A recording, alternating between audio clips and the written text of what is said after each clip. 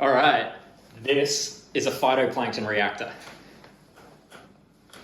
I call this the wife pleaser.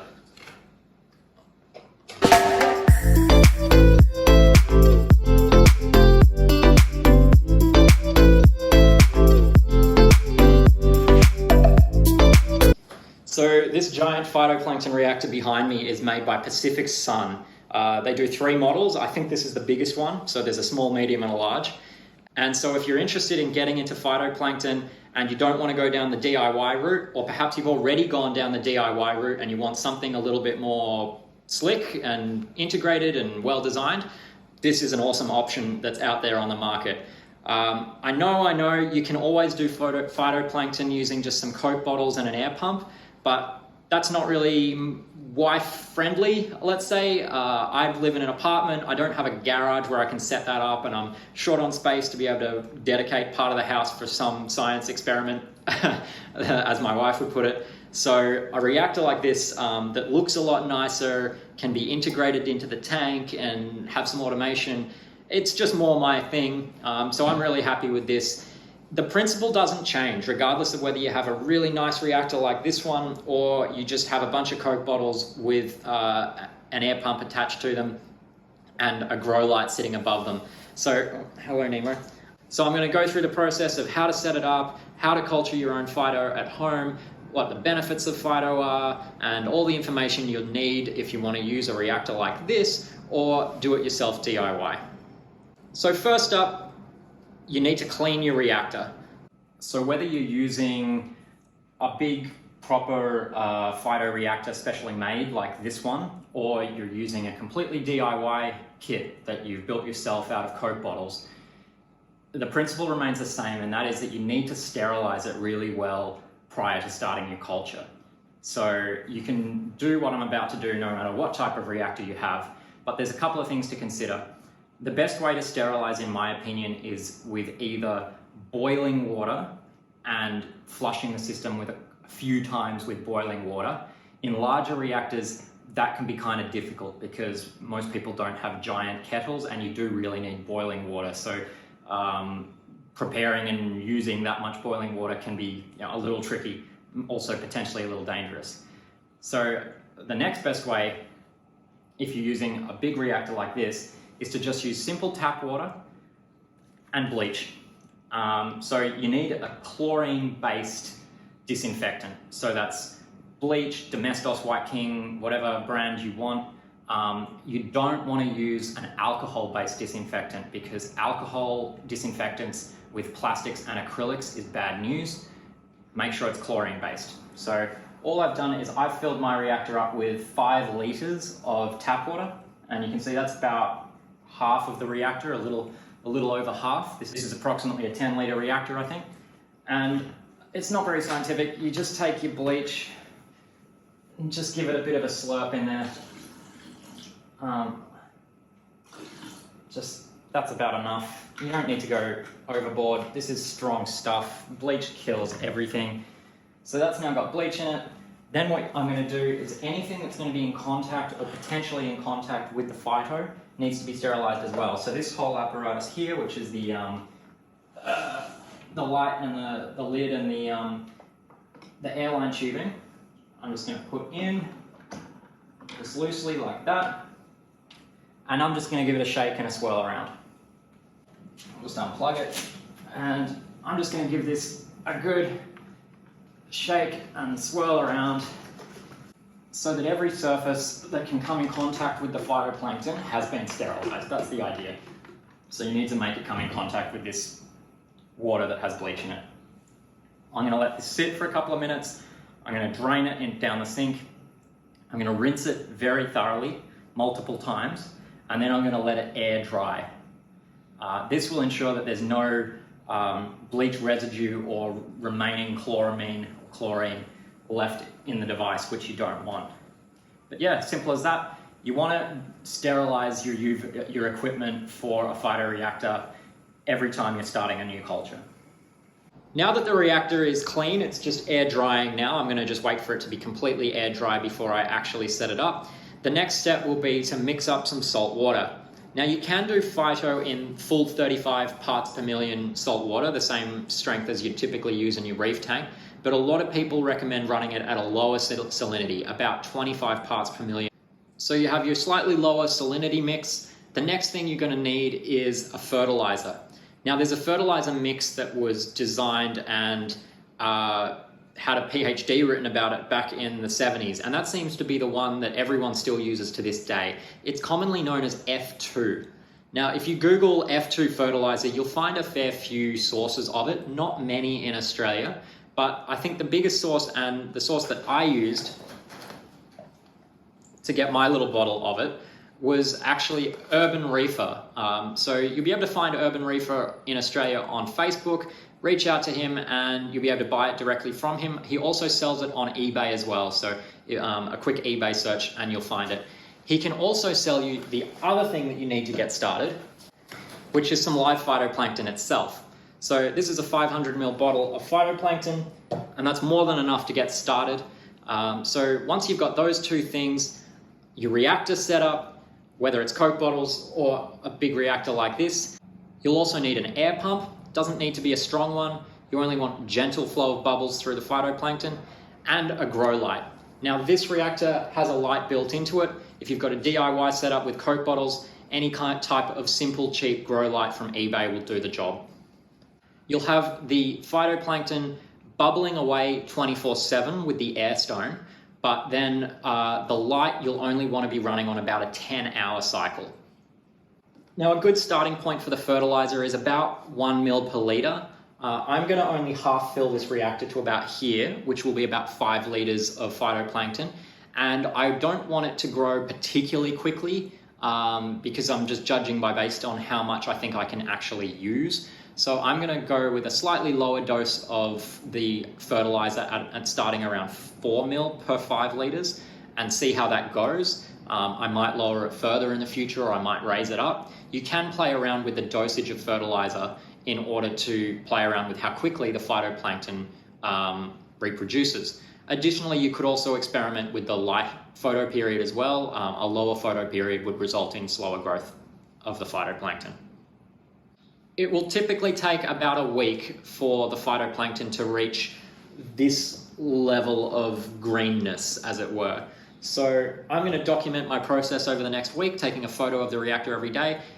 Sometimes it might take 10 days, sometimes it might take 5 days, just depends on your conditions, the strength of your light, how much fertilizer you use, and the direction of the wind. But ultimately, once you get to about this level of greenness, it's ready to harvest. And what most people will do is they'll harvest 50% from their reactor or from their phytoplankton bottle. That 50% is what they then use to dose to the tank, or perhaps do further home culturing of something like rotifers. The other 50% they retain as their starter culture for the next batch, and so they would top up the reactor with the other 50% of fresh salt water mixed to 25 parts per million, a little bit more fertilizer, probably half the amount of fertilizer that you used in the first instance, because you're only adding half of the water back into the reactor, and another week will go by before it gets to about this strength again, and you can continue the process. This is called splitting, and you generally split your culture every 7 to 10 days in order to, 1, harvest what you need to dose to your tank, and 2, to keep the culture going and keep it fresh.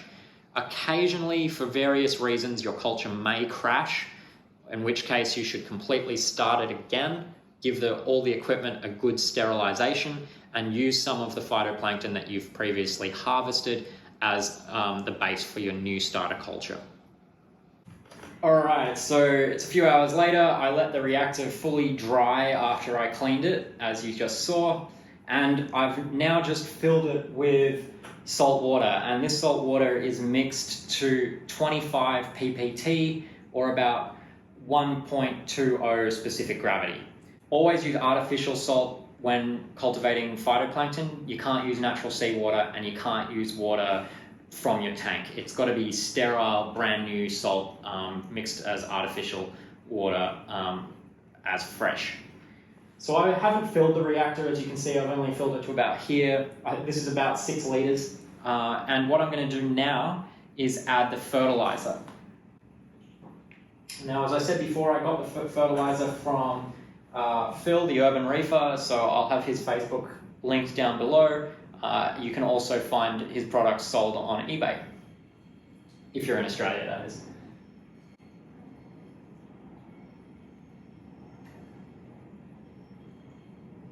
Alright, so there's 4 mil. There we go, there's the fertilizer. Next up,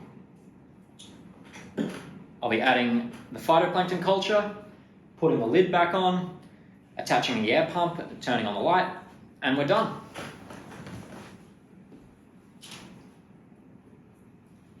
So here's my phytoplankton culture. Now this is 500 mil. I probably don't need this much, but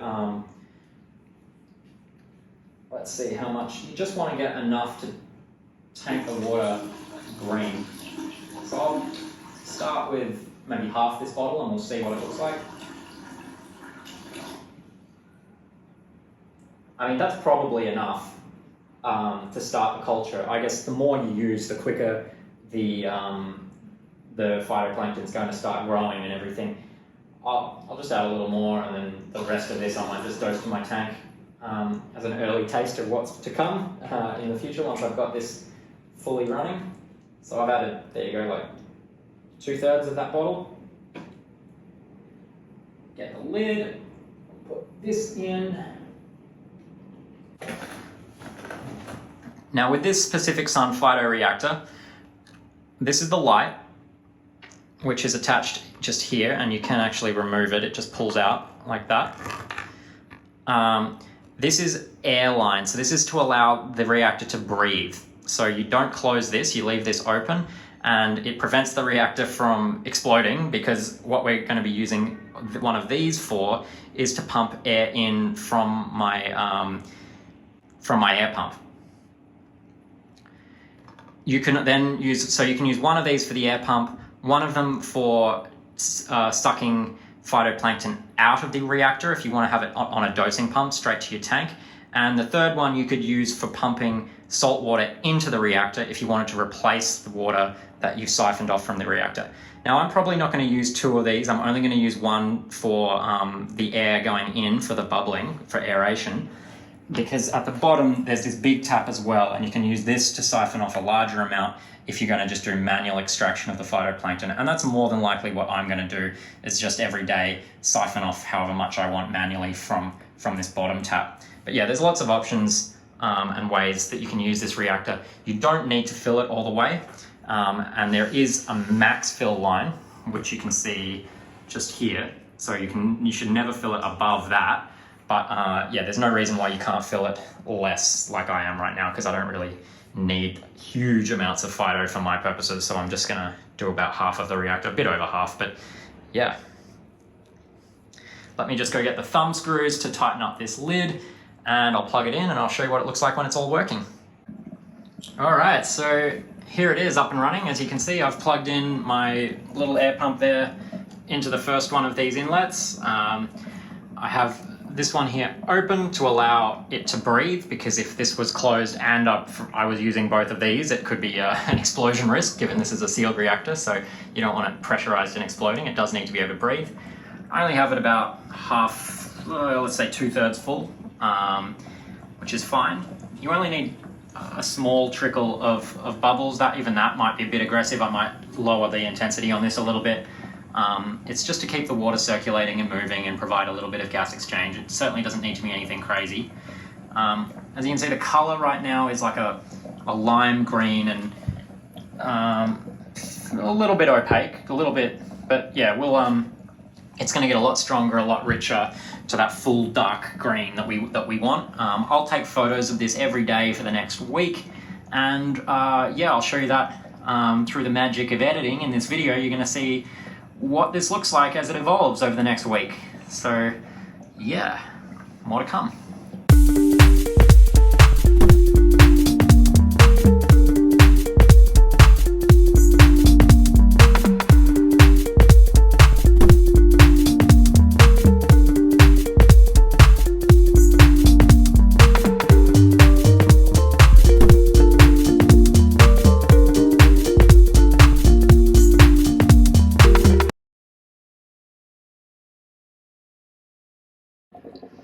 All right, so it's been about a week, and as you can see, the culture is way greener now.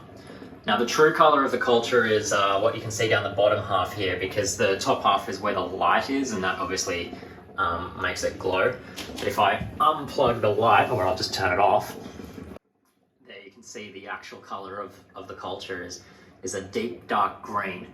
Now the original phytoplankton that I got from Urban Reefer fill, I've got a little bit of it left here that I've been keeping just as a point of comparison for color, and this is what I've been using to judge whether it's ready, and as you can see it looks identical. So I'm going to call this good, and what I'm going to do now is siphon off about half of the Phyto using that tap at the bottom into some bottles which I'll store in the fridge, and then I'll top up the reactor with about 2.5 liters of new 25 ppt salt water and a little bit more F2 fertilizer, probably 3 mil. And yeah, we'll start the whole process again, and I've got a week for it to probably get back to this greenness, but we'll see. But yeah, overall, really happy, really easy. I'd recommend this to anyone. Obviously, I'm not going to talk about the results yet, because that's going to be the next video, is after I start dosing it to the tank to see how the tank likes it. But yeah, I hope you found this video interesting and helpful. Phytoplankton at home is easy, pretty fun. Whether you're using a cool reactor like this from Pacific Sun, or you want to do a DIY setup with Coke bottles, I'd really encourage you to go for it. It's a new element to the hobby. Anyway, that's all for today. My name is Marcus, and you've been watching the Reef Nerd YouTube channel. Bye for now.